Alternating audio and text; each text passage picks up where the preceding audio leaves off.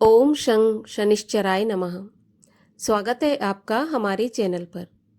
आज के इस वीडियो में आप सुनेंगे शनिवार व्रत की कथा और साथ ही आज हम आपको सुनाएंगे शनिदेव और माता लक्ष्मी की एक पौराणिक कथा। तो सभी प्रकार की व्रत कथाएं सुनने के लिए और हमसे जुड़े रहने के लिए आप केवल हमारे चैनल को सब्सक्राइब करके बेल आइकन को प्रेस कर लें। आज का वीडियो अच्छा लगे तो लाइक करें और शेयर करें। तो चलिए सबसे पहले हम शनिदेव और माता लक्ष्मी की इस कथा का श्रवण करते हैं। एक समय की बात है, माता लक्ष्मी और शनिदेव आपस में बहस करने लगे कि माता लक्ष्मी कहने लगी कि धन से सारे काम संभव है और धन से बढ़कर कुछ नहीं है। उधर शनिदेव कहने लगे कि कर्म के बिना धन भी संभव नहीं है, तो कर्म सबसे बड़ा है। बस इसी बात पर दोनों में बहस चल रही थी कि उसी समय पृथ्वी लोक पर एक ब्राह्मण की कुटिया पर दोनों की नजर पड़ी। तब माता लक्ष्मी ने शनिदेव से कहा कि देखिए शनिदेव, इस ब्राह्मण के घर में खाने के लिए कुछ भी नहीं है, लेकिन अगर मैं चाहूं तो इसके दिन रातों रात बदल सकती हूँ। इसका दुख सुख में परिवर्तित हो जाएगा। तब शनिदेव ने कहा कि माता, कर्म के बिना कोई सुख नहीं पा सकता, कर्म तो सभी को करना ही पड़ता है। बस इसी बीच माता ने शनिदेव से कहा कि देखिए शनिदेव, मैं कैसे इस ब्राह्मण के दुख को सुख में बदलती हूँ। रात्रि में जब ब्राह्मण सो गया तो माता लक्ष्मी ब्राह्मण की कुटिया में गई और धन के भंडार भर दिए। सोने की मोहरों से उस ब्राह्मण का जो कुटिया थी पूरी भर दी। बस फिर क्या था, सुबह जब ब्राह्मण जगा और उसने अपने घर में सोने की मोहरें देखी तो प्रसन्नता से पागल हो गया। खुशी का उसका ठिकाना नहीं रहा और सोचने लगा कि अब मेरे दिन बदल गए, अब मैं सुखपूर्वक अपना जीवन बिता सकता हूँ। ब्राह्मण के एक छोटा बालक भी था। वो खेल खेल में उस बालक ने अपनी दोनों मुट्ठियों में सोने की मोहरें भरी और घर के बाहर खेलने चला गया। तभी राजा के सिपाही उधर से आ रहे थे। राजा के सिपाही ने उस बालक के हाथ में मोहरें देखी और सोचने लगे कि इस गरीब ब्राह्मण के यहाँ पर ये मोहरें कहाँ से आईं। तब उन्होंने बालक से पूछा कि ये मोहरें तुम्हें कहाँ से मिली। तब उस बालक ने घर की तरफ इशारा करके कहा कि मेरे घर में बहुत सारी मोहरें हैं। राजा के सिपाही उस बालक के साथ घर के अंदर गए तो देखकर सिपाहियों के आश्चर्य का ठिकाना नहीं रहा। ब्राह्मण की कुटिया में ऊपर से नीचे तक सोने की मोहरें भरी थी। तब सिपाहियों ने कठोरता पूर्वक उस ब्राह्मण से पूछा कि बता, ये कहाँ से मोहरें उठा के लाया है, किसकी चोरी की है, कहाँ डाका डाला है, और उसको पकड़कर राज दरबार में ले गए। जब राज दरबार में राजा ने पूछा कि ये मोहरें तुम्हें कहाँ से मिली, तब उसने कहा हमें यह माता लक्ष्मी की कृपा से मिली है, उन्हीं ने हमें दी है। पर ऐसी बातों पर कौन विश्वास करता। राजा ने विश्वास नहीं किया और जेल में ब्राह्मण और ब्राह्मणी को डाल दिया। प्रातःकाल जब राजा उठा और अगले दिन के दरबार में फिर वही प्रश्न ब्राह्मण से पूछा गया, तब ब्राह्मण ने फिर से वही उत्तर दिया कि रात में माता लक्ष्मी आई थी और मेरे घर के भंडार भर के चली गई। राजा को विश्वास नहीं हुआ, परंतु राजा ने एक तरकीब सोची और ब्राह्मण और ब्राह्मणी को आजाद कर दिया। राजा सोचने लगा कि क्यों ना मैं इस ब्राह्मण का पीछा करूं और पता करूं कि आखिर ये धन लाता कहाँ से है। तब उसने ब्राह्मण और ब्राह्मणी को जेल से आजाद कर दिया। ब्राह्मण और ब्राह्मणी रास्ते पर चले जा रहे थे और पीछे पीछे वेश बदलकर राजा भी उनके पीछे जा रहा था। तब आपस में ब्राह्मण अपनी पत्नी से कहने लगा कि देखो, ये धन हमें बिना किसी परिश्रम के मिला है, कितनी मुसीबतें लेकर आया है। रात भर हम सो नहीं पाए। जब हम भिक्षा मांगते थे तब हम रूखी सूखी जो भी थी खाकर कम से कम चैन की नींद तो सोते थे। जब से ये धन आया है हम सो भी नहीं पाए। तब ब्राह्मणी भी इस बात से सहमत हुई और उसने कहा कि हमें इस धन का उपभोग नहीं करना चाहिए, क्योंकि ये धन हमने अपनी मेहनत से नहीं कमाया है। ब्राह्मण भी इस बात से सहमत था। तभी सामने एक मंदिर दिखा। मंदिर में जाकर दोनों पति पत्नी पुजारी से कहने लगे कि पुजारी जी, मैं मंदिर में दान करना चाहता हूँ। तब पुजारी ने कहा कि आप क्या दान करेंगे, आप तो स्वयं भिक्षा मांगते हैं। तब ब्राह्मण कहने लगा कि मेरे घर में बहुत सारा धन है, वो मैं मंदिर में दान करना चाहता हूँ। ये सब बात राजा सुन रहा था। जब राजा को ये पता चला कि ब्राह्मण ने सारा धन दान कर दिया है, तो बहुत खुश हुआ और ब्राह्मण से क्षमा मांगने लगा कि मैंने आप पर झूठा आरोप लगाया और आपको चोर समझा, बल्कि आप तो इस धन को दान कर रहे हैं। और ये सब बातें ऊपर आसमान में खड़े शनिदेव और माता लक्ष्मी देख रहे थे। तब माता लक्ष्मी से शनिदेव कहने लगे कि देखा माँ, कर्म के बिना तो भाग्य भी नहीं बदल सकता। आपने इस ब्राह्मण का भाग्य बदलने की कितनी कोशिश की, परंतु इसका भाग्य नहीं बदला और इसने एक अच्छा कर्म किया कि मंदिर में दान दिया और इसका भाग्य बदल गया। राजा ने इसकी अच्छी जो करनी है उसको देखा और इनाम दिया, उसके जीवन को बदल दिया। तो कहानी का अर्थ ये है कि बिना कर्म के हमें कभी भी अपने भाग्य को बदलने की चेष्टा भी नहीं करनी चाहिए और उम्मीद भी नहीं लगानी चाहिए। कर्मफलदाता शनिदेव हमेशा अच्छे कर्मों का अच्छा फल और बुरे कर्मों का बुरा फल प्रदान करते हैं। और चलिए अब सुनते हैं शनिवार व्रत की कथा। शनिदेव को प्रसन्न करने के लिए काला तिल, तेल, काले वस्त्र, उड़द इत्यादि चीज़ों से शनिदेव का पूजन किया जाता है। इसके अलावा शनिवार का व्रत और शनि स्तोत्र का पाठ भी काफ़ी लाभदायक बताया गया है। और अब सुनते हैं शनिवार व्रत की कथा। एक समय सभी ग्रह सूर्य, चंद्रमा, मंगल, बुध, बृहस्पति, शुक्र, शनि, राहु और केतु आपस में झगड़ने लगे। सब अपने आप को बड़ा कहते थे। जब आपस में कोई निश्चय नहीं हो सका तो सबके सब आपस में झगड़ते हुए इंद्र के पास गए और कहने लगे कि आप सब देवताओं के राजा हो, इसलिए आप हमारा न्याय करके बताओ कि हम 9 ग्रहों में सबसे बड़ा कौन है। राजा इंद्र इनका प्रश्न सुनकर घबरा गए और कहने लगे कि मुझ में इतना सामर्थ्य नहीं है जो किसी को बड़ा या छोटा बताऊं। मैं अपने मुख से कुछ नहीं कह सकता। हाँ, एक उपाय हो सकता है। इस समय पृथ्वी पर राजा विक्रमादित्य दूसरों के दुखों का निवारण करने वाले हैं, इसलिए तुम सब मिलकर उन्हीं के पास जाओ, वही तुम्हारे दुखों का निवारण करेंगे। ऐसा वचन सुनकर सभी ग्रह देवता चलकर भूलोक में राजा विक्रमादित्य की सभा में जाकर उपस्थित हुए और अपना प्रश्न राजा के सामने रखा। राजा उनकी बात सुनकर बड़ी चिंता में पड़ गए कि मैं अपने मुख से किसको बड़ा और किसको छोटा बताऊं।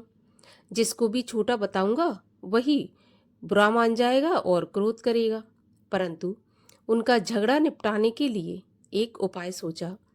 उन्होंने सोना, चांदी, कांसा, पीतल, शीशा, रांगा, जस्ता, अभ्रक और लोहा 9 धातुओं के 9 आसन बनवाए। सब आसनों को क्रम से, जैसे सोना सबसे पहले और लोहा सबसे अंत में, इस तरह से बिछवाया गया। इसके पश्चात राजा ने सब ग्रहों से कहा कि आप सब अपने अपने सिंहासनों पर बैठ जाइए। जिसका आसन सबसे आगे होगा वह सबसे बड़ा और जिसका आसन सबसे पीछे होगा वह सबसे छोटा जानिए। अब चूंकि लोहा सबसे पीछे था और लोहा शनिदेव का आसन था, इसीलिए शनिदेव समझ गए कि राजा ने मुझको सबसे छोटा बना दिया। इस पर शनिदेव को बड़ा गुस्सा आया और कहा, राजा, तू मेरे पराक्रम को जानता नहीं है। सूर्य एक राशि पर 1 महीना, चंद्रमा 2.25 महीना 2 दिन, मंगल 1.5 महीना, बृहस्पति 13 महीने, बुध और शुक्र 1-1 महीने। परंतु मैं एक राशि पर 2.5 अथवा 7.5 साल तक रहता हूँ। बड़े बड़े देवताओं को भी मैंने भीषण दुख दिया है। राजन सुनो, जब राम जी को 7.5 आई तो उन्हें वनवास हो गया था, और जब रावण पर आई तो राम और लक्ष्मण ने सेना लेकर लंका पर चढ़ाई कर दी थी और रावण के कुल का नाश कर दिया था। हे राजा, अब तुम सावधान रहना। राजा कहने लगा, जो कुछ भाग्य में होगा देखा जाएगा। इसके बाद अन्य ग्रह तो प्रसन्नता के साथ चले गए, परंतु शनिदेव बड़े क्रोध के साथ वहां से पधारे। कुछ काल व्यतीत हो जाने पर जब राजा को 7.5 की दशा आई तो शनिदेव घोड़ों के सौदागर बनकर अनेक सुंदर घोड़ों के सहित राजा की राजधानी में आए। जब राजा ने सौदागर के आने की खबर सुनी तो अश्वपाल को अच्छे अच्छे घोड़े खरीदने की आज्ञा दी। अश्वपाल ऐसी अच्छी नस्ल के घोड़े देखकर और उनका मूल्य सुनकर चकित हो गया और तुरंत ही राजा को खबर दी। राजा उन घोड़ों को देखकर एक अच्छा सा घोड़ा चुनकर सवारी के लिए चढ़ा। राजा जैसे ही घोड़े की पीठ पर चढ़ा और घोड़ा जोर से भागा। घोड़ा बहुत दूर एक जंगल में जाकर राजा को छोड़कर गायब हो गया। इसके बाद राजा अकेला जंगल में भटकता फिरता रहा। कुछ देर के बाद राजा ने भूख और प्यास से दुखी होकर भटकते भटकते एक ग्वाले को देखा। ग्वाले ने राजा को प्यास से व्याकुल देखकर पानी पिलाया। राजा की उंगली में एक अंगूठी थी तो राजा ने उसे निकालकर प्रसन्नता के साथ ग्वाले को दे दी और शहर की ओर चल दिया। राजा शहर में पहुंचकर एक सेठ की दुकान पर जाकर बैठ गया और अपने आप को उज्जैन का रहने वाला और अपना नाम बीका बताया। सेठ ने उसको कुलीन मनुष्य जानकर जल इत्यादि पिलाया। भाग्यवश उस दिन सेठ की दुकान पर बिक्री बहुत अच्छी हो गई। तब सेठ उसको भाग्यवान पुरुष समझकर भोजन कराने के लिए अपने साथ ले गया। भोजन करते समय राजा ने आश्चर्य की एक बात देखी कि खूंटी पर एक हार लटक रहा है और वह खूंटी उस हार को निगल रही है। भोजन के पश्चात कमरे में आने पर जब सेठ को कमरे में हार नहीं मिला तो सबने यही सोचा कि बीका के सिवाय यहाँ पर कोई नहीं आया, अतः अवश्य ही उसी ने हार चोरी किया है। परंतु बीका ने साफ साफ मना कर दिया कि हार उसने चोरी नहीं किया। इस पर 5-7 आदमी इकट्ठे होकर उसको फौजदार के पास ले गए। फौजदार ने उसको राजा के सामने उपस्थित किया और कहा, महाराज, यह आदमी भला तो प्रतीत होता है, चोर तो नहीं लगता, परंतु सेठ का कहना है कि इसके सिवाय कोई और घर में आया नहीं, अवश्य ही इसी ने चोरी की है। तब राजा ने आज्ञा दी कि इसके हाथ पैर काटकर इसको चौरंगिया किया जाए। राजा की आज्ञा का तुरंत पालन किया गया और बीका के हाथ पैर काट दिए गए। इस प्रकार कुछ काल व्यतीत होने पर एक तेली उसको अपने घर ले गया और कोलू पर उसको बिठा दिया। बीका उस पर बैठा हुआ अपनी जुबान से बैल हाँकता रहा। शनि की दशा समाप्त हो गई और एक रात को वर्षा ऋतु के समय वह मल्हार राग गाने लगा। उसका गाना सुनकर उस शहर की राजकन्या उस राग पर मोहित हो गई और दासी को खबर लेने के लिए भेजा कि देखकर आओ शहर में कौन गा रहा है। दासी सारे शहर में फिरती फिरती क्या देखती है कि एक तेली के घर में चौरंगिया गा रहा है। दासी ने महल आकर अपनी राजकुमारी को सारा वृत्तांत सुना दिया। बस उसी क्षण राजकुमारी ने अपने मन में यह प्रण कर लिया कि चाहे कुछ भी हो जाए, मैं इस चौरंगिया के साथ ही विवाह करूंगी। प्रातःकाल होते ही जब दासी ने राजकुमारी को जगाना चाहा तो राजकुमारी अनशन व्रत लेकर पड़ी रही। तब दासी ने रानी के पास जाकर राजकुमारी के ना उठने का वृत्तांत कहा। रानी ने तुरंत ही वहां पर आकर राजकुमारी को जगाया और उसके दुख का कारण पूछा। तो राजकुमारी कहने लगी कि माताजी, मैंने यह प्रण कर लिया है कि तेली के घर में जो चौरंगिया है उसी के साथ विवाह करूंगी। माता ने कहा, पगली, ये क्या बात कर रही है? तेरा विवाह किसी देश के राजा के साथ किया जाएगा। तो कन्या कहने लगी, माताजी, मैं अपना प्रण कभी नहीं तोड़ूंगी। माता ने चिंतित होकर यह बात राजा को बताई। जब महाराज ने भी आकर ये समझाया कि मैं अभी देश देशांतर में अपने दूत भेजकर सुयोग, रूपवान एवं बड़े से बड़े गुणी राजकुमार के साथ तुम्हारा विवाह करूंगा, ऐसी बात तुमको कभी नहीं विचारनी चाहिए। तब कन्या ने कहा, पिताजी, मैं अपने प्राण त्याग दूंगी परंतु किसी दूसरे से विवाह नहीं करूंगी।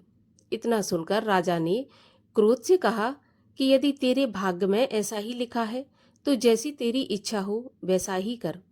राजा ने तेली को बुलाकर कहा कि तेरे घर में जो चौरंगिया है उसके साथ मैं अपनी कन्या का विवाह करना चाहता हूँ। तेली ने कहा, महाराज, ये कैसे हो सकता है? कहाँ आप हमारे राजा और कहाँ मैं एक नीच तेली। परंतु राजा ने कहा कि भाग्य के लिखे को कोई नहीं टाल सकता। अपने घर जाकर विवाह की तैयारी करो। राजा ने उसी समय तोरण बंधनवार लगवाकर अपनी राजकुमारी का विवाह चौरंगिया बना विक्रमादित्य के साथ कर दिया। रात्रि को जब विक्रमादित्य और राजकुमारी महल में सोए तो आधी रात के समय शनिदेव ने विक्रमादित्य को स्वप्न दिया कि राजा, कहो, मुझको छोटा बताकर तुमने कितना दुख उठाया। राजा ने क्षमा मांगी। शनिदेव ने प्रसन्न होकर विक्रमादित्य को हाथ पैर दे दिए। तब राजा ने कहा, महाराज, मेरी प्रार्थना स्वीकार करें कि जैसा दुख आपने मुझे सौंप दिया है ऐसा किसी और को नहीं देना। शनिदेव ने कहा कि तुम्हारी यह प्रार्थना स्वीकार है। जो मनुष्य मेरी कथा सुनेगा या कहेगा उसको मेरी दशा में कभी भी किसी प्रकार का दुख नहीं होगा, और जो नित्य ही मेरा ध्यान करेगा या चींटियों को आटा डालेगा उसके सारे मनोरथ पूर्ण होंगे। इतना कहकर शनिदेव अपने धाम को चले गए।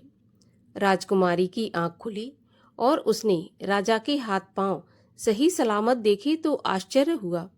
उसको देखकर राजा ने अपना समस्त हाल कहा कि मैं उज्जैन का राजा विक्रमादित्य हूँ। यह बात सुनकर राजकुमारी अत्यंत प्रसन्न हुई। प्रातःकाल राजकुमारी से उसकी सखियों ने पूछा तो उसने अपने पति का सारा वृत्तांत कह सुनाया। तब सबने प्रसन्नता प्रकट की और कहा कि ईश्वर ने आपकी मनोकामना पूरी कर दी। जब सेठ ने यह बात सुनी तो वह विक्रमादित्य के पास आया और राजा विक्रमादित्य के पैरों में गिरकर क्षमा मांगने लगा कि आप पर मैंने चोरी का झूठा आरोप लगाया, अतः आप मुझको जो चाहे सजा दें। राजा ने कहा, मुझ पर शनिदेव का कोप था, इसी कारण यह सब दुख मुझको प्राप्त हुआ। इसमें तुम्हारा कोई दोष नहीं है। तुम अपने घर जाकर अपना कार्य करो। सेठ बोला कि मुझे तभी शांति होगी जब आप मेरे घर चलकर प्रीति भोज करेंगे। राजा ने कहा कि जैसी आपकी मर्जी हो वैसा ही करें। सेठ ने अपने घर जाकर अनेक प्रकार के सुंदर सुंदर भोजन बनवाए और राजा विक्रमादित्य को प्रीति भोज दिया। जिस समय विक्रमादित्य भोजन कर रहे थे, एक अत्यंत आश्चर्य की बात सबको दिखाई दी। जो खूंटी पहले हार निगल रही थी वह अब हार उगल रही है। जब भोजन समाप्त हो गया तो सेठ ने हाथ जोड़कर बहुत सी मोहरें राजा को भेंट की और कहा कि मेरे श्री कंवर नामक एक कन्या है, आप उसका पाणी ग्रहण करें। इसके बाद सेठ ने अपनी कन्या का विवाह राजा के साथ कर दिया और बहुत सा दान दहेज आदि दिया। इस प्रकार कुछ दिनों तक वहां निवास करने के पश्चात विक्रमादित्य ने शहर के राजा से कहा कि अब मेरी उज्जैन जाने की इच्छा है। फिर कुछ दिन के बाद विदा लेकर राजकुमारी मनभावनी और सेठ की कन्या श्री कंवरी तथा दोनों जगह के दहेज में प्राप्त अनेक दास दासी, रथ और पालकियों सहित विक्रमादित्य उज्जैन की तरफ चले। जब शहर के निकट पहुंचे और नगरवासियों को राजा के आने का समाचार ज्ञात हुआ तो समस्त उज्जैन की प्रजा अगवानी के लिए आई। तब बड़ी प्रसन्नता से राजा अपने महल में पधारे। सारे शहर में बड़ा भारी उत्सव मनाया गया और रात्रि को दीपमाला की गई। दूसरे दिन राजा ने शहर में यह सूचना कराई कि शनि देवता सब ग्रहों में सबसे ऊपर हैं। मैंने इनको छोटा बताया, इसी से मुझको यह दुख प्राप्त हुआ। इस कारण सारे शहर में सदा शनिदेव की पूजा और कथा होने लगी। राजा और प्रजा अनेक प्रकार के सुख भोगती रही। जो कोई शनिदेव की इस कथा को पढ़ता है या सुनता है, शनिदेव की कृपा से उसके सब दुख दूर हो जाते हैं। शनिवार की कथा को शनिवार के दिन अवश्य पढ़ना चाहिए या सुनना चाहिए। ओम शांति, ओम शांति, ओम शांति।